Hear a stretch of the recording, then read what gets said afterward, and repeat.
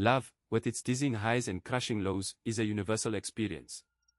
Yet, for some, it feels like a roller coaster they can't escape, always ending up with the wrong partner. Imagine standing at a crossroads, where every path you choose leads to heartache. This isn't just bad luck, it's a pattern, a dance with destiny that's as old as humanity itself. Psychologists call it repeated maladaptive pattern, a term coined by Dr. Robert Firestone, which describes how we unconsciously recreate familiar scenarios, even when they bring us pain. But why do we do this? And more importantly, can we break the cycle? To understand this, we need to journey into the depths of the human psyche, where our past and present collide, and where the seeds of our romantic futures are sown. Emotional currency, in psychological terms, refers to the value we place on the emotions we exchange in our relationships. This concept is deeply tied to our attachment styles, which are formed in early childhood and influence how we give, receive, and perceive emotional exchanges. Securely attached individuals, for instance, tend to have a balanced emotional currency, giving and receiving love and support in healthy, reciprocal ways. However, those with insecure attachment styles, anxious, avoidant, or disorganized, often find themselves in a state of emotional inequity, repeatedly choosing partners who leave them feeling shortchanged or overinvested. Consider the anxious attachment style, often characterized by a fear of abandonment. Individuals with this style might constantly seek reassurance from their partners, much like a gambler doubling down on a losing bet. This behavior stems from a deep-seated belief that they must invest more emotionally to secure their partner's love. Yet, this approach often leads to a devaluation of their own emotional currency. They might stay in relationships that drain them, hoping that the emotional investments will eventually pay off. This cycle is reminiscent of the sunk cost fallacy, where individuals continue to invest in a failing venture because they've already put so much into it. Meanwhile, those with an avoidant attachment style might approach emotional currency like a miser, hoarding their feelings and keeping their partners at arm's length. They might choose partners who are emotionally unavailable or uninvested, creating a dynamic where they don't have to risk vulnerability. This behavior can be seen as a form of emotional self-preservation, a defense mechanism to avoid potential hurt. However, it also leads to a devaluation of their own emotional needs and desires. They might find themselves in relationships that feel empty or unfulfilling, yet they stay because it's safe, because it doesn't require them to invest too much emotionally. This pattern is a clear example of negative reciprocity, where the relationship dynamic is characterized by a lack of mutual investment and support. In the theater of life, many individuals find themselves cast in a recurring role, that of the protagonist who repeatedly chooses the wrong partner. This phenomenon, often attributed to poor judgment or bad luck, can be better understood through the lens of the performance of the mask, a concept deeply rooted in the psychological idea of self-presentation and impression management. This is not merely about putting on a facade, it's a complex dance of desires, fears, and defense mechanisms. At the heart of this performance lies the psychological concept of self-monitoring, a term coined by Mark Snyder. High self-monitors are adept at reading social cues and adjusting their behavior to fit different situations and relationships.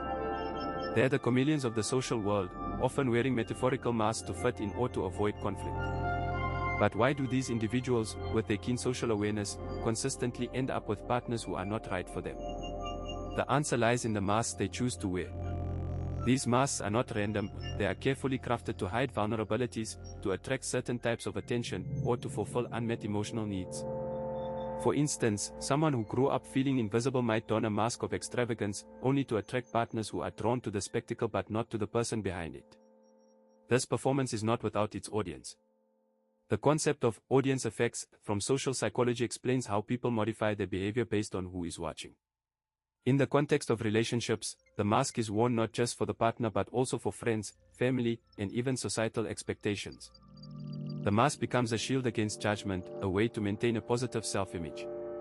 But over time, the mask can become a prison, trapping the individual in a cycle of relationships that reinforce the need for the mask rather than allowing for authentic connection. This is where the concept of cognitive dissonance comes into play. People experience discomfort when their actions, wearing the mask, conflict with their beliefs, desiring genuine love. To reduce this discomfort, they might rationalize their choices, further entrenching themselves in the cycle. Yet, the performance of the mask is not entirely negative. It can be seen as a form of self-protection, a way to navigate the complexities of human relationships without exposing one's true self to potential harm. This aligns with the psychological concept of protective self-presentations, where individuals present themselves in a way that minimizes potential threats. The challenge lies in finding a balance between protection and authenticity. Without this balance, the individual remains stuck in a cycle of wearing masks, choosing partners who only see the mask, and never the person behind it. This sets the stage for understanding the deeper emotional and psychological factors that drive these choices, leading us to explore the underlying needs and fears that fuel this performance. In the quiet moments between heartbeats, there's a sanctuary. It's not a place, but a sound, a rhythm, a familiar noise that whispers, "You belong here." For some, this noise is the steady hum of a partner snoring, the familiar cadence of their complaints, or the predictable pattern of their indifference. This is the sanctuary of familiar noise, a psychological concept that can be linked to the principle of sensory processing sensitivity, SPS, a trait highlighted by psychologist Elaine Aron. People high in SPS are more aware of subtleties in the environment and more likely to be affected by familiar sensory inputs, both positively and negatively. Consider Sarah, who finds solace in the familiar noise of her partner's critical remarks. It's not that she enjoys the criticism, but it's a sound she's come to associate with love, with familiarity.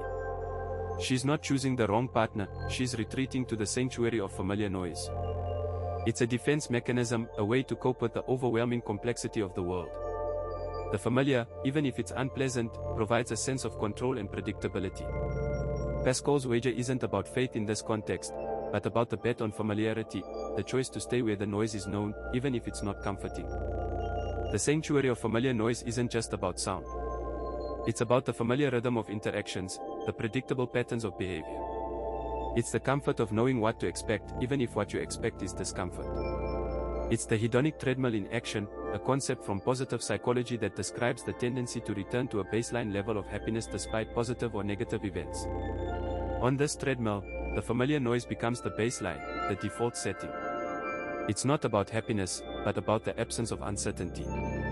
This leads us to question, what happens when the familiar noise changes, when the sanctuary is disrupted? In the psychological dance of relationships, the man who stays home and the woman who leaves often exhibit patterns rooted in attachment theory, a concept developed by John Bowlby. This theory posits that the bonds formed in early childhood shape our adult relationships. The man who stays home may exhibit an anxious, preoccupied attachment style, stemming from childhood experiences where love was conditional or inconsistent. He stays, not out of contentment, but fear of abandonment. Picture him, scrolling through his phone, heart pounding, every time she steps out. It's not relaxation he feels, it's the gnawing dread of being left, a sensation psychologist Amar Levine describes as a primitive survival instinct gone awry.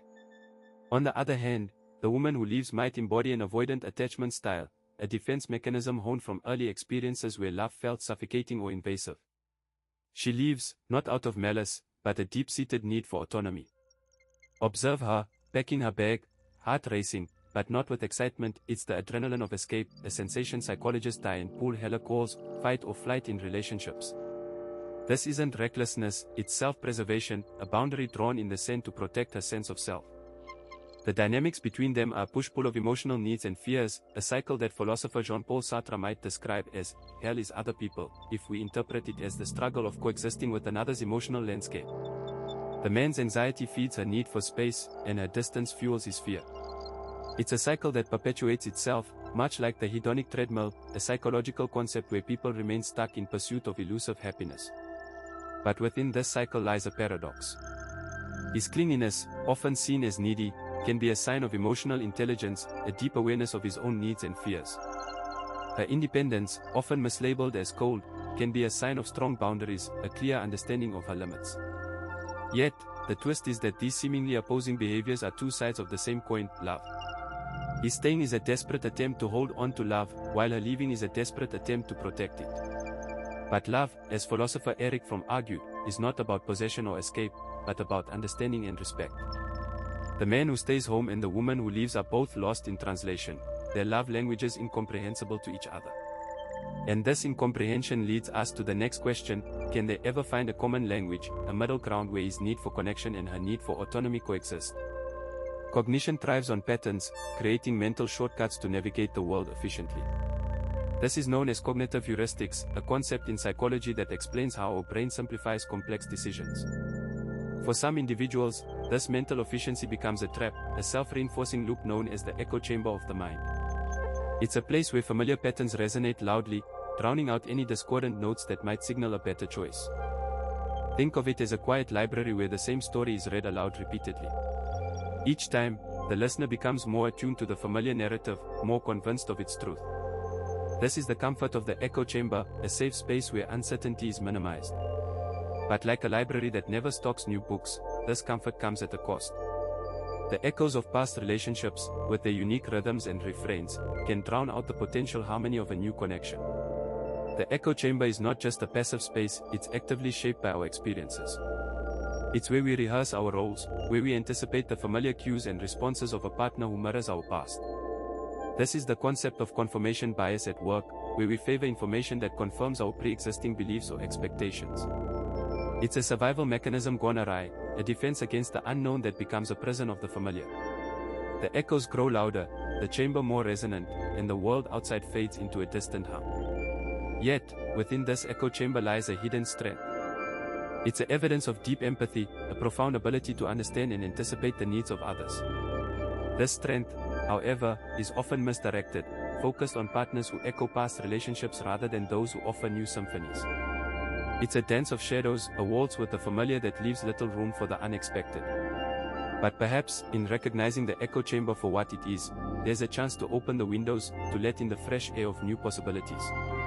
This understanding, this awareness, is the first step towards breaking the cycle, towards finding a partner who doesn't just echo the past but harmonizes with the future. The pattern of repeatedly choosing the wrong partner isn't just about bad luck or poor judgment. It's often a complex interplay of psychological factors, such as where people constantly seek a better partner to achieve happiness, only to return to their baseline happiness level. Or perhaps it's a case of a psychological process where individuals unconsciously recreate familiar dynamics from their past, even if they're unhealthy. But here's the twist, these patterns can be reframed. That hyper-awareness of others' needs. It's not a weakness, but a sign of deep empathy and emotional intelligence. That fear of vulnerability. It's not a flaw, but a strong boundary-setting mechanism. If you've seen echoes of your own experiences in this video, know that you're not alone. And more importantly, change is possible. In our next video, we'll explore practical steps to break these patterns and cultivate healthier relationships. So, stay tuned, and remember, understanding your psychology is the first step towards transforming your love life. For now, take a moment to reflect, what patterns have you noticed in your own relationship history? Share your thoughts in the comments below, and let's continue this conversation together.